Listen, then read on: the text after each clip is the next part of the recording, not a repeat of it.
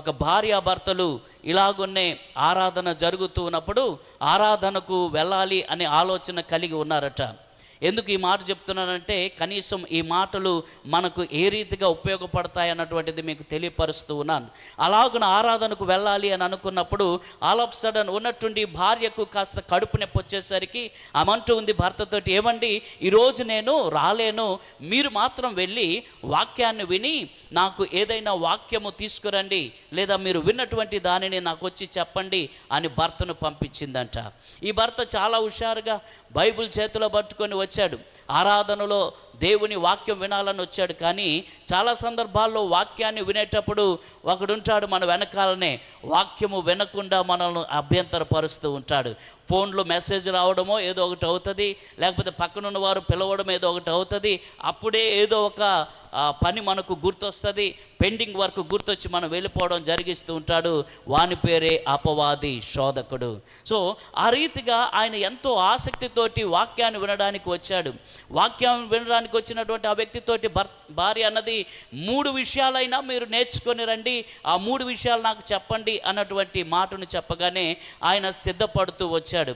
వచ్చినటువంటి ఆయన వాక్యాన్ని వినటానికి ప్రయత్నం చేస్తూ ఉంటే మధ్యలోనే నిద్ర వచ్చింది కదా.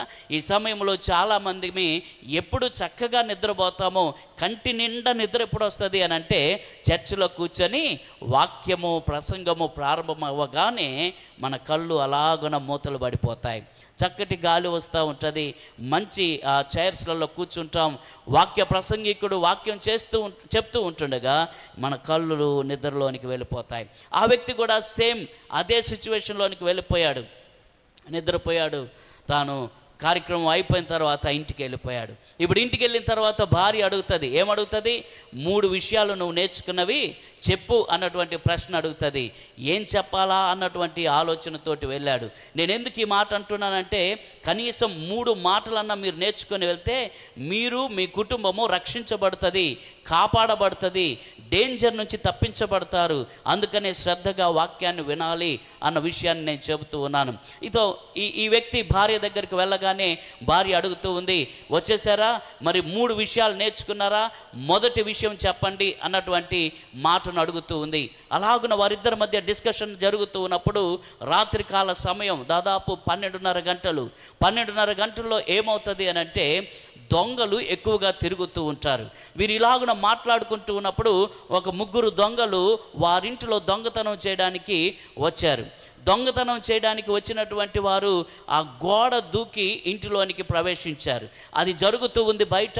ఈ భార్య అడుగుతూ ఉంది, ఏం నేర్చుకొని వచ్చావు, నాకు 3 మాటలు చెప్పు అనగానే మొదటి మాట ఈయన ఏం చెప్పాలో అర్థం కాక ఒక విషయం గుర్తొచ్చింది. ఏంటి అని అంటే ఆలయంలోనికి రాగానే పాస్టర్ గారు ఎదురొచ్చాడు.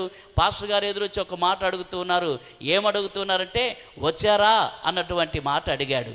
సడన్గా ఆ మాట గుర్తొచ్చింది. ప్రసంగం అంతా మర్చిపోయాడు, ప్రసంగం ఏమీ వినలేదు, వాక్యం వినలేదు, నిద్రపోయాడు. కాబట్టి పాస్టర్ గారు అడిగినటువంటి ఆ మాట వచ్చారా అన్నటువంటి మాట చెవిని పడగానే అది మనసులోనికి స్ట్రైక్ అయి తన భార్యతో చెబుతూ ఉన్నాడు.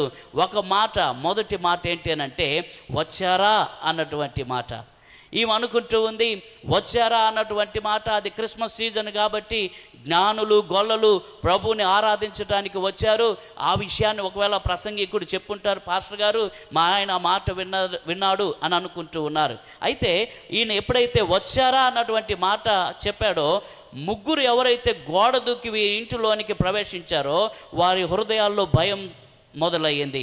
అయ్యో ఎవరో మనల్ని చూశారా అని చెప్పేసి వారి కాపాడుకోవడానికి పక్కనే ఉన్న గోడ పక్కన నక్కి కూర్చోవడం ప్రారంభించారు.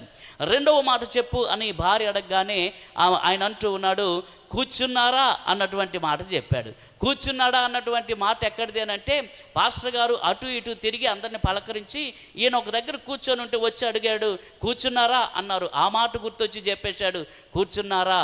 ఓహో, జ్ఞానులు గొల్లలు యేసు ప్రభు దగ్గరికి వచ్చి కానుకలు అర్పించి ఆడే కూర్చొని కొంచెంసేపు ఆరాధన చేశారు, ఆ విషయం మా ఆయన చెప్పాడు అనుకొని ఆమె అంటే ఈ కూర్చున్నారా అన్నటువంటి మాట వినబడగానే ఈ 3 దొంగలు అక్కడ నక్కి ఉన్నటువంటి వారు, అయ్యో బాబు మనల్ని ఎవరో చూస్తూ ఉన్నారా, మనం వచ్చింది తెలుసు, మనం కూర్చున్నది కూడా వారికి తెలుసు. 3వ మాట చెప్పు అనగానే వెళుతూ ఉన్నారా అన్నటువంటి మాట అన్నాడు. ఏంటి అది అని అంటే, సభ అయిపోయింది, నిద్రపోయి లేచాడు, వెళ్ళిపోతున్నప్పుడు పాస్టర్ గారు బయట నిలబడి వెళ్తున్నారా అన్నటువంటి మాట అన్నాడు. ఆ మూడో మాట చెప్పేశాడు భార్యకు. ఆ మాట వినగానే ఇక్కడ ముగ్గురు దొంగలు ఎవరైతే నక్కి కూర్చొని ఉన్నారో వారు మెల్లగా దాచుకుంటూ ఉన్న సమయంలో, ఇక మనము దొంగతనం చేయలేమన్నటువంటి సమయంలో వెళ్తున్నారా అన్నటువంటి మాట వారి చెవిని పడగానే మరలా వెనకకు తిరగకుండా పరిగెత్తుకుంటూ వెళ్ళిపోయారు. సో 3 మాటలు ఆ రోజు వారింట్లో దొంగతనం జరగకుండా కాపాడాయి.